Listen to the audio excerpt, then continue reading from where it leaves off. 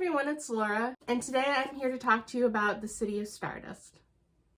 So this was an impulse buy when I was at the used bookstore last fall because the cover really drew my attention, and then when I read the description of the book, it sounded interesting because it says, "Once there was a key to elsewhere. For centuries, the Everleys have seen their best and brightest disappear, taken as punishment for a crime no one remembers, for a purpose no one understands. Their tormentor, a woman named Penelope, never ages, never grows sick, and never forgives a debt. Violet Everly was a child when her mother Marianne left on a stormy night determined to break the curse. When Marianne never returns, Penelope issues an ultimatum. Violet has 10 years to find her mother or she will take Marianne's place. Her hunt leads her into a seductive magical underworld of power-hungry scholars, fickle gods, and monsters bent on revenge, and into the path of Penelope's quiet assistant of Alexander, who Violet knows cannot be trusted and yet to whom she finds herself undeniably drawn. With her time running out, Violet will travel the edges of the world to find her missing mother and the key to the City of Stardust, where the Everly story began." So it sounds very interesting.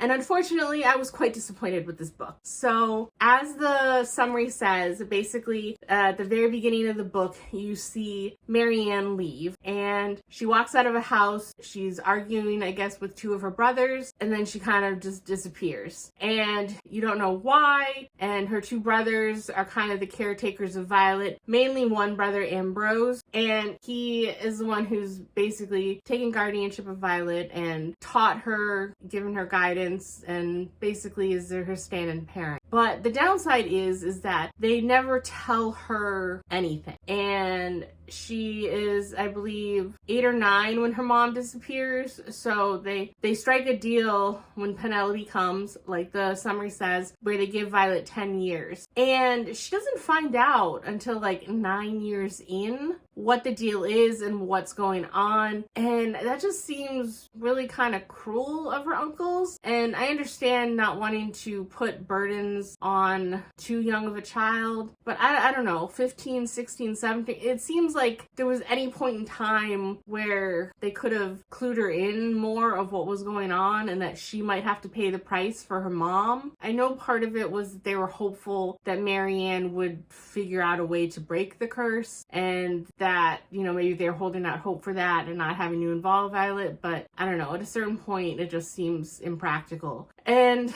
the other thing is the summary, it says that she's in the path of Penelope's assistant Alexander, and she knows she shouldn't trust him. Well, that is not how it plays out in the book. She trusts him basically immediately, and at no point does she have any lingering doubts that he has to overcome to prove himself to her. It's very bizarre how when she does get involved in this magical underbelly world, she distrusts so many people, but never Alexander. And I won't say whether or not he turns out to be trustworthy or not, but it's just one of those things that it bothers me when a character will take so many precautions in a situation and then throw them out the door for like one particular character, and that's what happens in this book. The other thing I don't really like about this book is that a lot is still kind of left up in the air at the end. There are no real big definitive answers, and you kind of find out more about the curse and what caused it, but not 100%. And it's too abstract for me. And I'm not the type of person to like books with open endings. And so when so much is kind of left open to your imagination here, I mean, there was more of a definitive ending to this book, but when so much is kind of left open-ended in the plot and what's going on, it bothers me. And so I unfortunately was not that happy with this book at all. I will be unhauling it. There's a magic system, but it has to do with keys, but then there's a medal, and they don't really explain why certain people are able to work the medal. There's just a lot of things that go unanswered. Why Penelope needs the Everleys. Towards the end, I mean, you know what she will use the Everleys for and why she takes the people, but on the grander scale of things, I don't know why Penelope's character needs the Everleys. From, obviously they said she doesn't age, she doesn't get sick, she's been around for a long time. So from her creation, she can't have had a need for the Everleys. I'm trying to explain my issue without spoiling anything, and it's really difficult.